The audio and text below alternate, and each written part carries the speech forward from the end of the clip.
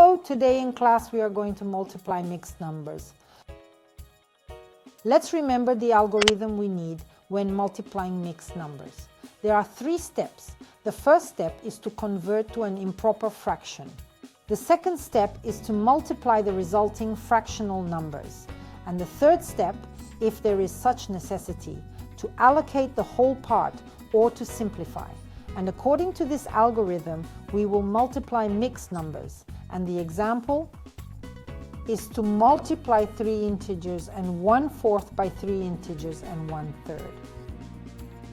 What should we do? The first step is to convert the mixed number into an improper fraction. Guys, this is very important. When you multiply and divide fractional numbers, you need to convert to improper fractions. And when you add or subtract mixed numbers, in this case, you need to find the lowest common denominator. So we have multiplication. Let's convert it to an improper fraction. 3 times 4 is 12. 12 plus 1 is 13. Leave the denominator. Multiply. 3 times 3 plus 1 is 10. Thirds. That's it. We've done the first step. We've got 2 fractional numbers. Now we can multiply these fractional numbers. So you can multiply the numerator by the numerator and the denominator by the denominator, and then you can reduce the fraction. So 13 times 10 is 130 and divide by 12. Let's go ahead and reduce this answer. I mean, what am I dividing by? 130 and 12 divided by 2. The result is 65/6. Now let's emphasize the whole part because that's the wrong fraction. 65 divided by 6, that's 10 whole ones. And I'm left with 5 in the remainder.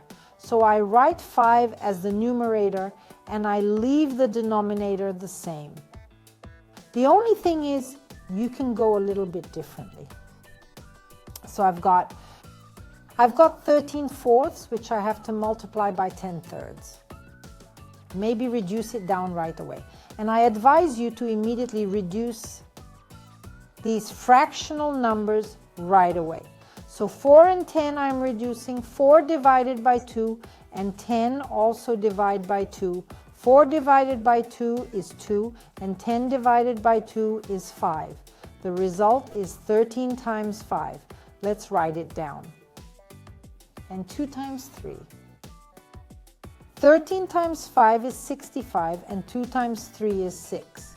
Again, we need to isolate the whole part. That's 10.56.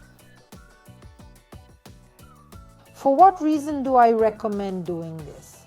The reason is that when you convert to improper fractions, you can end up with large numbers and it's inconvenient to multiply them and then already reduce them. So get used to the fact that it's better to reduce these fractions first and then multiply them.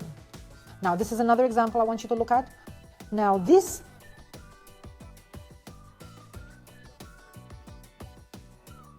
equals, again, there are 3 steps. The first one is converting it into an improper fraction. 1 times 9, that's 9, and plus 5, that's 14. 14 times 9, 2 times 7, that's 14, and plus 1, that would be 15/7. Now, if you pay attention, if you don't feel comfortable writing it down and abbreviating it that way, fine, write it down. This by multiplying the numerator by the numerator, so 14 times 15 and 9 times 7, and only then reduce. 15 and 9. Are 2 numbers that divide by 3. 9 is divided by 3 and 15 is divided by 3. This division results in a 3 here and a 5 here. But this is not one pair that can be reduced. 14 and 7 divided by 7.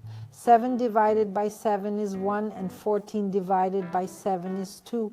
Notice what nice little numbers are left. So 2 times 5. And divide by 3 times 1. The result is 10/3.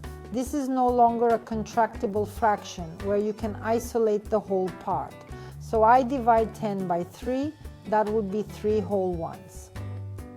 There's 1 left in the remainder, so I put 1 in the numerator and leave the denominator the same.